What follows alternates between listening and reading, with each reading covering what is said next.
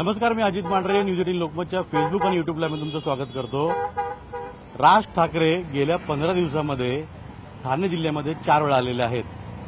अर्थात पक्ष वाढवण्याकरता जे पदाधिकारी आहेत त्यांना मरगळ जी आली ती झटकण्याकरता, पण याहीपेक्षा म्हणजे ज्या निवडणुका आलेल्या आहेत, महानगरपालिका असतील किंवा जिल्हा परिषद असतील, त्या निवडणुकांसाठी राज ठाकरे आता इथे हा भला मोठा बॅनर आहे, राज ठाकरेंचं कल्याण नगरीमध्ये स्वागत. आणि थोड्याच वेळापूर्वी ते इथं अंबरनाथमध्ये आले होते. मुळात राज ठाकरे यांची ताकद ठाणे जिल्ह्यामध्ये सर्वात जास्त जर कुठे असेल तर ती कल्याण डोंबिवली आणि अंबरनाथ या दोन शहरांमध्ये होती. इथंच आता ही राज ठाकरेंची गाडी आहे आणि वरती राज ठाकरेंची कल्याण शहर पदाधिकाऱ्यांसोबत बैठक सुरू आहे. मुळात राज ठाकरे हे ठाण्यामध्ये, विशेष करून ठाणे जिल्ह्यामध्ये येणं हे मनसेकरता आणि विशेष करून उभाटाकरता फार महत्वाचं आहे. याचं कारण म्हणजे जर आपण राजकीय गणितं पाहिली तर राजकीय गणितांच्या पार्श्वभूमीवरती राज ठाकरे यांनी जर या ठाणे जिल्ह्यामध्ये जोर नाही मारला तर मात्र त्यांच्या पक्षाला अनेक समस्यांपासून सामना करावा लागेल. विशेष करून या दोन्ही शहरांमध्ये आणि ठाणे जिल्ह्यामध्ये अस्तित्व मनसेचं टिकून राहील का, इथपासून सुरुवात होईल. मी थोडं सविस्तर सांगतो. याच्यामध्ये मुख्य कारण आहे ते म्हणजे की विधानसभा निवडणुका झाल्या. या विधानसभा निवडणुकीत मनसेला यश मिळालं नाही, मनसेला भोपळाही फोडता आला नाही आणि त्या पार्श्वभूमीवरती भाजप आणि शिवसेना शिंदे गटामध्ये ज्या पद्धतीनं इतर पक्षांच्या पदाधिकाऱ्यांचं, कार्यकर्त्यांचं, नगरसेवकांचं, आजी माजी आमदारांचं इन्कमिंग सुरू आहे, ते इन्कमिंग मनसेलाही चुकलेलं नाहीये. मनसेचे देखील अनेक पदाधिकारी जे आहेत, हे पदाधिकारी, नगरसेवक, माजी नगरसेवक जे आहेत, यांनी शिवसेना असेल, भाजप असेल, त्या दोन्ही पक्षात प्रवेश केलेला आहे. आणि त्याच पार्श्वभूमीवरती आता आगामी होऊ घातलेल्या निवडणुका ज्या आहेत त्यामध्ये मनसेला यश मिळावं याकरता राज ठाकरेंनी कंबर कसलेली दिसते.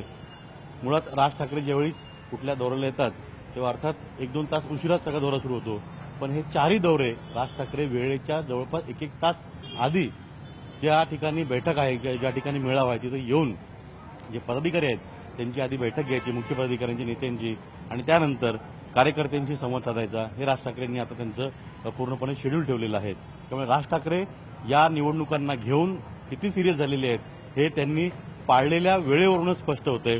आता इथं साधारणपणे 1 वाजता हा मेळावा होता, पण राज ठाकरे 12:30 वाजताच या मेळाव्याला आले. कल्याण शहरातला हा मेळावा आहे, गुरुदेव हॉटेल आहे, या हॉटेलमध्ये ते मेळाव्याला आले होते. राजकीय गणितं तुम्हाला सांगतो, अंबरनाथ त्यांनी अंबरनाथमध्ये सुरुवात केली होती, तिथे सांगतो निवडणूक लढण्याचं समीकरण देखील बदललेलं आहे आणि त्या समीकरणानुसार आपल्याला निवडणूक लढवाव्या लागतील. त्याच सगळ्या याच्यामध्ये जर आपण त्या दृष्टीने अभ्यास नाही केला किंवा त्या दृष्टीने कार्य नाही केलं तर मात्र आपला निभाव लागणार नाही, राज ठाकरेंनी ठणकावून आजच्या या सगळ्या पदाधिकारी मेळाव्यामध्ये सांगितलेलं आहे. मतदार मॅनेजमेंट कसं करावं, याद्या त्याकरता चाळा, किती आधी होत्या, म्हणजे आधीच्या निवडणुकीच्या आधी, या आधीच्या निवडणूक जी होती त्यामध्ये मतदार किती होते, किती नावं वगळली गेलीत, किती नावं नवीन आलेली आहेत, विधानसभा निवडणुकीच्या मध्ये किती मतदार होता आपल्या भागामध्ये आता किती वाढलेला आहे, या सगळ्या गोष्टी लक्षात ठेवा आणि त्याच्या हरकती, सूचना ज्या आहेत त्या नोंदवा. तिथूनच तुम्हाला मार्ग सापडेल. एक मतदार जो आहे, एक मतदाराला गाठा आणि तिथूनच पुढे या निवडणुकांमध्ये आपण यश मिळवू शकतो. BLA, बूथ लेव्हल एजंट, यांची नेमणूक फार महत्वाची आहे, हे राज ठाकरेंनी त्यांच्या कार्यकर्त्यांना, पदाधिकाऱ्यांनी सांगितलं. कारण का कुठला मतदार येतोय, तिथं मतदान करतोय, तो कोण आहे, काय आहे, तो खरंच मतदार आहे का, या सगळ्या गोष्टी ज्या आहेत, या सगळ्या गोष्टींकरता एकदम मायन्यूट लेव्हलचं मॅनेजमेंट जे आहे ते करणं गरजेचं आहे, हे राज ठाकरेंनी आजच्या पदाधिकाऱ्यांना सांगितलेलं आहे. आपली कोणाशी आघाडी होईल, कोणाशी युती होईल, आपण कोणासोबत जाऊ, या सगळ्या गोष्टी ज्या आहेत त्या नंतरच्या गोष्टी. पण तत्पूर्वी आपण एक पक्ष म्हणून, मनसे एक पक्ष म्हणून अंबरनाथमध्ये असेल, ठाणे जिल्ह्यामध्ये असेल, एक वेगळं अस्तित्व या पक्षाचं आहे. ते अस्तित्व आपल्याला टिकून ठेवायचं नाही तर ते वाढवायचं देखील आहे. आणि या दृष्टीनं राज ठाकरे यांनी या सगळ्या सूचना द्या त्या पदाधिकाऱ्यांना केलेल्या आहेत. निवडणूक मॅनेजमेंट कसं केलं पाहिजे, निवडणूक मॅनेजमेंटमध्ये आपण कसं सरळ ठरलं पाहिजे, तरच आपला निभाव लागू शकतो, आपले नगरसेवक निवडून येऊ शकतात. ही माहिती जी आहे किंवा हे सगळी निवडणूक मॅनेजमेंट जी आहे ती राज ठाकरेंनी मनसे पदाधिकाऱ्यांना त्यांच्या या सगळ्या आजच्या मेळाव्यात सांगितलेलं आहे. अंबरनाथमध्ये आजची परिस्थिती मनसेची अशी आहे की मनसेला उमेदवार शोधावे लागतील.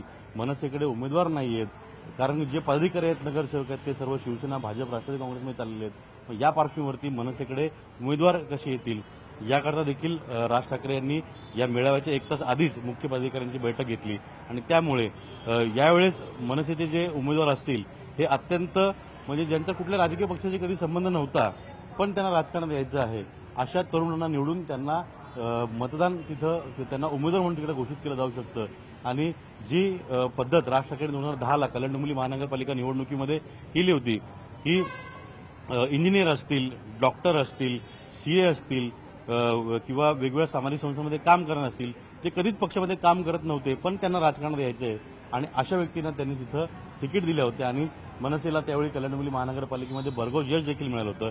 तर ही परिस्थिती अंबरनाथची आहे. त्यानंतर आता कल्याण शहरात राज ठाकरे आलेले आहेत. कल्याण शहरामध्ये देखील राज ठाकरेंच्या मनसेची परिस्थिती तशी म्हणावी तितकी चांगली नाहीये. इथं मनसेचे 2 वेळा आमदार कल्याण ग्रामीण निवडून आले होते पण आजच्या घडीला मनसेचा एकही आमदार या कल्याणमध्ये नाहीये. यामुळे त्याचबरोबर नुकतंच अगदी 15 दिवसांपूर्वीच मनसेचे जवळपास 4 ते 5 नगरसेवक जे आहेत आणि प्रमुख नगरसेवक यांनी शिवसेनेत प्रवेश केला होता. काही भाजपच्या वाटेवर आहेत असं देखील सांगितलं जातंय आणि यामुळेच मनसेला कल्याण डोंबिवलीत देखील उमेदवार शोधावे लागतील. या कल्याण डोंबिवलीमधला मनसेचा इतिहास असा आहे की एक काळ असा होता की विरोधी पक्ष नेतेपद हे मनसेकडे होतं. कल्याण डोंबिवली महानगरपालिकेचं 2010ला जवळपास 27 नगरसेवक त्यांचे निवडून आले होते. पुढे जाऊन मनसे वेगवेगळ्या राजकीय समीकरण जुळून कल्याण डोंबिवली महानगरपालिकेमध्ये आपला महापौर बसवायला देखील तयार झाली होती. त्यानुसार गणितं देखील आखली गेली होती पण ते यश त्यांना मिळालं नाही. पुढे जाऊन या सगळ्याच्या मध्ये 2015मध्ये निवडणूक झाली त्यामध्ये मनसेला मात्र जोरदार फटका बसला.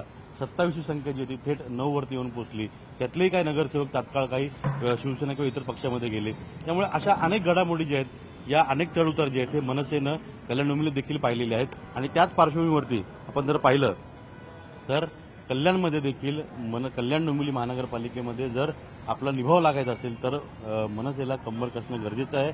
कारण का राजू पाटील यांच्या पराभवानं एक मोठा धक्का जो आहे तो मनसेला कल्याण डोंबिवलीत बसलेला आहे.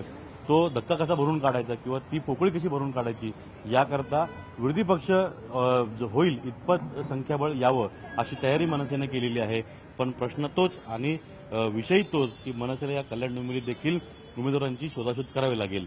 डोंबिवलीमध्ये भाजपचे प्रदेशाध्यक्ष माजी मंत्री रवींद्र चव्हाण यांचं प्राबल्य आहे तर कल्याण ग्रामीणमध्ये आता शिवसेनेचं प्राबल्य आहे आणि या सगळ्या गोष्टीतून मनसेला जर कोणी छुपा पाठिंबा करू शकतो ते दोन्हीच पक्ष करू शकतात पण तो पाठिंबा मनसे कसा मिळवतं आणि कशा रीतीनं मनसे जे आहे ते या कल्याण डोंबिवली महानगरपालिका निवडणुकांमध्ये यश मिळवतं हे पाहावं लागेल.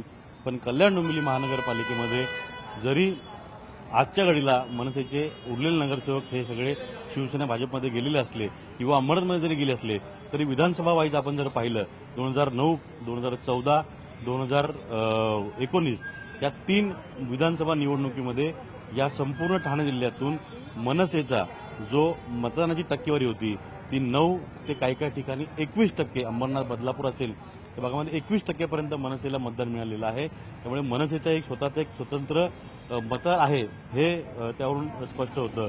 पण हा मतदार आपल्याकडे कायम ठेवायचा आणि आणखीन मतदान वाढवायचं ही मोठी काय त्याला म्हणतात ही मोठी परीक्षा मनसे करता आहे आणि त्या करताच राज ठाकरे यांनी कंबर कसली असं म्हटलं तरी वावटणार नाही. पण या सगळ्यामध्ये पुन्हा तेच जे 2010ला राज ठाकरेंनी सूत्र अवलंबलं होतं की जे पदाधिकारी कार्यकर्ते पक्षात आहेत त्यांना उमेदवारी द्यायचे आहेत पण असे काही लोक निवडायचे असे काही या सगळ्या भागातली माणसं निवडायची. इंजिनियर असेल, डॉक्टर असेल, सीए असेल, कुठली सामाजिक संस्था असेल किंवा वेगळा सामाजिक कार्यकर्ता असेल त्यांचा कोणत्या राजकीय पक्षाशी संबंध नाहीये पण त्यांचं समाजामध्ये किंवा शहरांमध्ये त्यांचं प्राबल्य आहे अशा लोकांना शोधून अशा व्यक्तींना शोधून उमेदवार बनवायचे आणि त्यांच्या मागे ताकद लावायची आणि निवडून उमेदवार आणायची ही सगळी तयारी जी आहे ती मनसेने केलेली आहे. आणि त्याच पार्श्वभूमीवरती या कल्याणमधल्या गुरुदेव हॉटेलमध्ये राज ठाकरे यांचा पदाधिकाऱ्यांचा निवडणूक मेळावा सुरू आहे.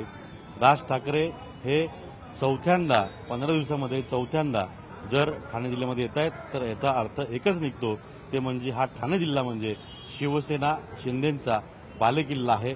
या बालेकिल्ल्याला राज ठाकरे यांनी टार्गेट केलेलं आहे.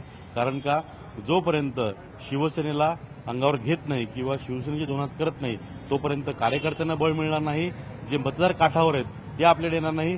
हे मनसेनं राज ठाकरे यांनी चांगलं ओळखलेलं आहे आणि त्यामुळेच मनसेनं राज ठाकरे यांनी चांगलीच कंबर कसलेली दिसते. या सगळ्या पार्श्वभूमीवरती जर मनसैनिकांना जितका आनंद झालेला आहे राज ठाकरेंनी हे दौरे केल्यामुळे किंवा मिटिंगा केल्यामुळे, मेळावे केल्यामुळे, तर तेवढाच किंवा त्यापेक्षा जास्त आनंद झाला असेल तर तो उद्धव बाळासाहेब ठाकरे पक्षाच्या पदाधिकाऱ्यांना, कार्यकर्त्यांना झालेला आहे. कारण त्यांच्यासारखीच परिस्थिती, मनसारखीच जी मनसेची परिस्थिती आता या सगळ्या ठाणे जिल्ह्यामध्ये आहे, तीच परिस्थिती उभाटाची म्हणजेच उद्धव बाळासाहेब ठाकरे पक्षाची आहे. आणि एकीकडे ज्या सगळ्या आपण जर पाहिलं की राज ठाकरे, उद्धव ठाकरे वरळीला एकत्र आले, त्यानंतर काही बेस्टच्या निवडणुकीमध्ये एकत्र निवडणूक लढली, वेगवेगळ्या ठिकाणी कार्यक्रमाला एकत्र गेले, त्यांच्या वरच्यावर बैठका होत आहेत, भेटी होत आहेत. तर या सगळ्या गोष्टी लक्षात घेतल्या तर मनसेमुळे उभाटाला आणि उभाटामुळे मनसेला संजीवनी मिळू शकते. आणि त्याच सगळ्या पार्श्वभूमीवरती किंवा त्या सगळ्या गणितांमध्ये मनसेनं आणि उभाटानं कंबर कसली आहे. ठाण्यामध्ये जर आपण पाहिलं तर ठाणे हा असा एकमेव शहर आहे किंवा ते एकनाथ शिंदेंचा बालेकिल्ला असं म्हणतात. पण या ठाण्यामध्ये भाजप, राष्ट्रवादी काँग्रेस किंवा शिवसेना मनसेला सुरुंग लावू शकलेली नाहीये. अख्ख्या ठाणे जिल्ह्यामधले नगरसेवक, पदाधिकारी हे शिवसेनेमध्ये, भाजपमध्ये चाललेत. पण ठाण्यामधला एक पदाधिकारी, एक साधा कार्यकर्ता देखील कोणत्याही पक्षात त्यांनी प्रवेश केलेला नाहीये. तिथं अविनाश जाधव हे पक्षाचा चेहरा आहेत, तर कल्याण डोंबिवलीमध्ये राजू पाटील हे पक्षाचा चेहरा आहेत. या सगळ्या घडामोडी ज्या आहेत ठाण्यामध्ये, मनसेची ताकद जी आहे ती प्रत्येक वेळी आपण जर पाहिलं, राज ठाकरे राज्यामध्ये कुठेही जरी बोलले तरी पहिला खळखटाक जो आहे तो ठाण्यामध्ये होतो. अविनाश जाधव किंवा त्यांचे कार्यकर्ते त्याला उत्तर देतात आणि त्यातूनच या सगळ्या गोष्टीमधून ठाणे जे आहे हे मनसेचं आता एक केंद्रस्थान झालेलं आहे किंवा ठाण्यामध्ये मनसेची ताकद जी आहे ती कायम आहे. यामुळे मनसे पदाधिकारी जे आहेत ते विश्वास व्यक्त करतायत की ठाण्यामधून मनसेला यावेळी 10 ते 15 आमदार निवडून येण्याची शक्यता आहे. याच ठाण्यामध्ये 2013 का 12च्या निवडणुकीला जे मनसेचे 7 नगरसेवक निवडून आले होते, ते निवडून आल्या पुढच्या आठवड्यातच शिवसेनेमध्ये त्यांनी प्रवेश केला होता. हाही इतिहास मनसेचा ठाण्यामध्ये आहे. पण असं असलं तरी यंदाच्या निवडणुकीमध्ये आम्ही चांगलं यश मिळवू असा विश्वास जो आहे तो मनसेला आहे. म्हणजे ओव्हरऑल पूर्ण ठाणे जिल्हा आपण जर विचार केला तर राज ठाकरे यांनी एकनाथ शिंदे यांचा बालेकिल्ला असलेल्या ठाणे जिल्ह्याला टार्गेट केलेलं आहे. कंबर कसून तिथे वेळोवेळी बैठका घेत आहेत. 15 दिवसात 4 वेळा त्यांनी दौरे केलेले आहेत. या सगळ्या गोष्टी आपण लक्षात घेतल्या तर राज ठाकरे यांचं निवडणुकीचं मॅनेजमेंट जे कार्यकर्त्यांना सांगतायत त्याच पद्धतीचं मॅनेजमेंट हे त्यांनी देखील केलेलं दिसतंय.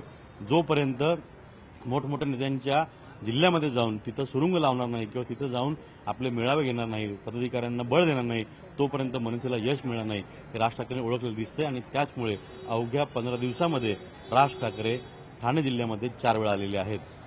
पण निवडणुका जवळ आहेत. लवकरच स्पष्ट होईल की राज ठाकरेंच्या या मनसेला किंवा त्यांच्या दौऱ्यांना किंवा त्यांच्या मेहनतीला किती यश मिळेल. Video journalist Praveen Shetty, Ajit Mandhare, News 18 Lokmat, कल्याण.